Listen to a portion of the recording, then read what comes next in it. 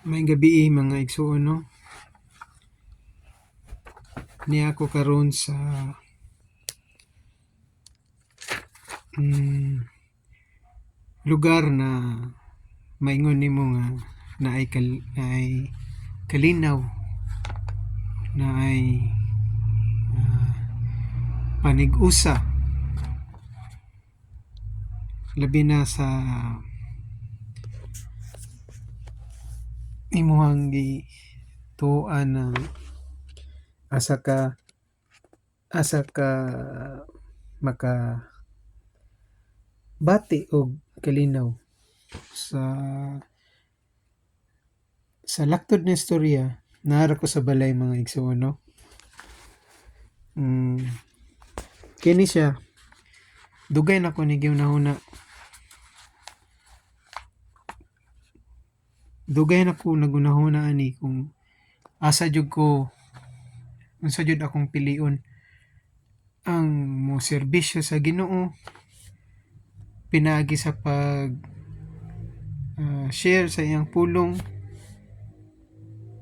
or magpadayon ko sa kalibutan nga paglingaw-lingaw o pagkailayon ning mga buhat sa yuta no, sama anang mga barkada, sama anang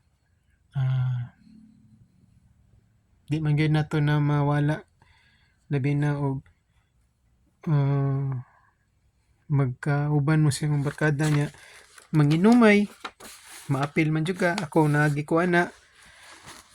So naan ako sa punto karon na nabot ako sa punto nga gunahuna ko asa jud akong pilion mo serbisyo sa atong Ginoo pero magpadayon gyapon ta sa atong pagkinabuhi diri sa kalibutan sama sa pagtrabaho.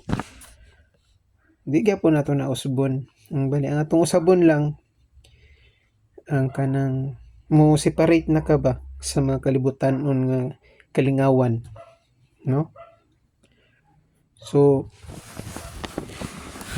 nag-decide ko karon adlaw sa Miyerkules pizza 9 pizza 8 sa kagabion na ako ning sugdan no ang ako ang pag hatag o bili o paghatag og kining pagtagad sa pagtawag sa ato ang Ginoo no nga mo serbisyo ta sa iya kay sa kuang tan-aw mao ra gyud na makahatag sa tuwa og katagbawan ang iyahang grasya. So magsugod ko sa sinugdanan sa Henesis no ug hantod sa katapusan nga mao niya akong pamaagi nga maka serbisyo ko sa Ginoo. Og kung unsa man ako mabasahan diri ako po ning paningkamutan nga i-apply nako sa ako ang kinabuhi uban sa akong pamilya. So na ako'y Biblia diri nga gigunitan mao kini no ako ni siyang share sa inyo.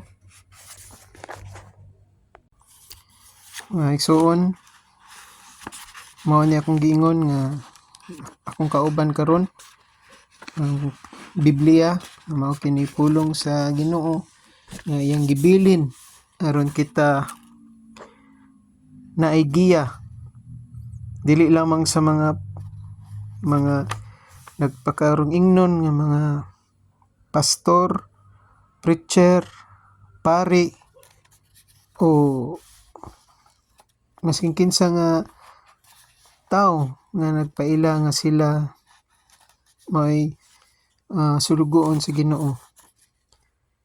Pero ang mas labaw na magtutudlo gyud ang kinig yung Biblia kay mao gini iyang bilin aron kita naay basahon ug dili ta maisaag sa ato ang ah, kinabuhi aning kalibutan. Dili ta maisaag sa mga tao nga mulid pero ang ilang tumong di ay dili ang kaluwasan kundi ang pagpangilad sa mga tao, no? So daan pa gyud ang Ginoo, wa man gilaing makalabaw sa hunaw na sa Ginoo ug ang iyahang kaalam nasayod gyud sa tanan. Mao nang giingnan niya o gibilin niya daan ng Biblia. Nagbilin siya og mga tao nga gigamit niya og giubanan sa balang espiritu aron mabuhat nila ang pagsulat sa Biblia. Kay kana paagi kana nga dili ta mailad, no? So dili ko moambak dito sa bagong tugon para masabtan gyud nato unsa gyud ang Ginoo, no? So daghan man gud og tawo nga moingon na kaila sila sa Ginoo. Nakaila lang sila, nakadungog sila, pero wala gid sila masayod sa tibuok gid nga kinaiya sa Ginoo. Kung unsa kahigugma sa Ginoo ang tawo ug unsa pud siya nga unsa pud siya nga mahimong kaaway sa tawo, no? Kay kung ang Ginoo mahimong kaaway sa tao, mamatay gyud ang tao, no? Kung magpadayon ta sa pagpakasala. Dili bud pasabot nga ang Ginoo gugma niya, gugmahon pud niya ang sala. Mao ba na iyang ikaligut-gutan, mao na iyang kaaway ang sala. So ayaw magtuo nga na moingon nga kung na himo ninyo ang paggugma ninyo sa inyong isig ka tawo ug himo ninyo ang paghigugma kuno sa Ginoo nga self-claim nga kamo nag-ingon nga gigugma ninyong Ginoo, gigugma ninyong isig ka tawo apan sa inyong mga binuhatan wala nagpakita og paggugma kundi panglimbong lamang kana sa mga tao na nagpagkaoring-ingnon. So kini no mga igsoon, magsugod gyud ko sa sinugdanan aron masabtan nato gyud kung unsa ang mga sinaunang tawo ug giunsa sa Ginoo ang tawo pagpakita sa iyang grasya ug sa iyang gugma, no? So magsugod ta sa sinugdanan ug hantod sa katapusan. Naot ta mga igsoon, inyo kong ubanan sa ato ang journey, sa atong sa Bisaya ng journey sa sa pagtinuoday nga kat-on og kahibalo sa atong Ginoo. So mao ni Genesis 1:1. Gamay lang akong basahon apan mag-continue ta ani kada adlaw no mga igsoon. Tagaan na to og time ang pagbasa sa Biblia. Mao gyud kini ang maghatag sa tuig kinabuhing dayon, ang pagtuman sa iyang mga sugo, pagtuman sa iyang mga pulong, no? Yaman ang gihatag tanan diri kung sa atong buhaton aron kita makaangkon og kinabuhing walay katapusan. So magsugod na kog basa mga igsoon, no? Sa sugilanon sa kabuhatan, sa pagsugod sa Dios, pagbuhat sa kalibutan ug sa tanang butang sa kalangitan ug ang kalibutan hawang ug walay hitsura ang kadagatan gitabunan og kangitngit ug ang espiritu sa Dios. Naglihok ibabaw sa katubigan, unya mingon ang Dios, mutungha ang kahayag ug mitungha ang kahayag. Nahimuot ang Dios sa kahayag nga iyang nakita ug gilain niya kini gikan sa kangitngit. Ginganlan niyag adlaw ang kahayag ug ang kangitngit ginganlan niya gabii. Milabay ang kagabion ug miabot ang kabuntagon. Mao kadto ang unang adlaw. Unya mingon ang Dios, tungha ang usa ka wanang nga magbahin sa katubigan ug nahimo kini pinaagi sa gibuhat niyang wanang. Gilain sa Dios ang tubig nga didto sa ibabaw gikan sa tubig nga dinhi sa ubos ug nahimo kini.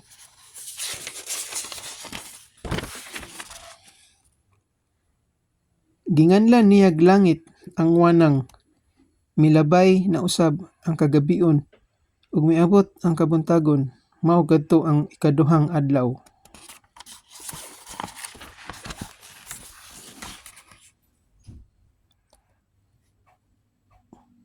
Unya miingon ang Dios, matingob sa usa lamang kadapit ang tubig ubos sa langit aron mutungha ang yutang mala ug nahimo kini ginganlan sa Dios ug yuta. Ang mala ug ang tubig nga nalain ginganlan niyag dagat. Nakita sa Dios nga maayo ang iyang gibuhat. Unya miingon siya, moturok ang yuta, ang nagkalaing-laing mga tanom, kadtong may binhi ug kadtong may kahoy nga mamunga ug nahimo kini. Busa miturok ang yuta sa tanang matang sa tanom. Nakita sa Dios nga maayo ang iyang gibuhat. Milabay na usab ang kagabion ug miabot ang kabuntagon. Kadto mao ang ikatulong adlaw. So mga igsoon, diri lang ko sa taman. Diri lang usa ko taman. Magpadayon ta ugma usab sa maong oras, no? Salamat sa inyo. Mayong gabi sa atong tanan.